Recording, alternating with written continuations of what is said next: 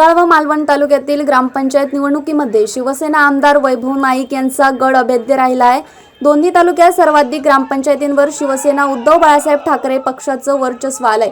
आमदार वैभव नाईक यांनी सर्व विजयी उमेदवारांचं अभिनंदन केलं असून मतदारांनी शिवसेनेवर विश्वास दाखवला त्याबद्दल मतदारांचे आभार मानले। कुडाळ तालुक्यातील बाव, कालेली, पुळास, निवजे, अणाव, गावराई, नेरूळ, देऊळवाडा, माणगाव, घावनळे, वारांगाची, तुळसुली, झाराप, हिरलोक, आंबरड, डिगस, पणदूर, पावशी, कुंदे, पडवे, आंबडपाल, कडावल, वेताळबांबार्डे, माणकुली, भोयाचे केरवडे, मुळदे, तेंडोली या ग्रामपंचायतींमध्ये शिवसेना उद्धव बाळासाहेब ठाकरे पक्षानं सत्ता प्रस्थापित केली आहे। तर मालवण तालुक्यातील श्रावण, रामगड, कोळंब, चौके, राठिवडे, बुधवळे, कुडोपी, असरोंडी, बांधिवडे, तोंडवळी, वायंगणी, कांदळगाव, रेवंडी, तळगाव, देवली, वायरी, वळीये, साळेल, असगणी, खोटले या ग्रामपंचायतींवर शिवसेनेचा भगवा फडकलाय।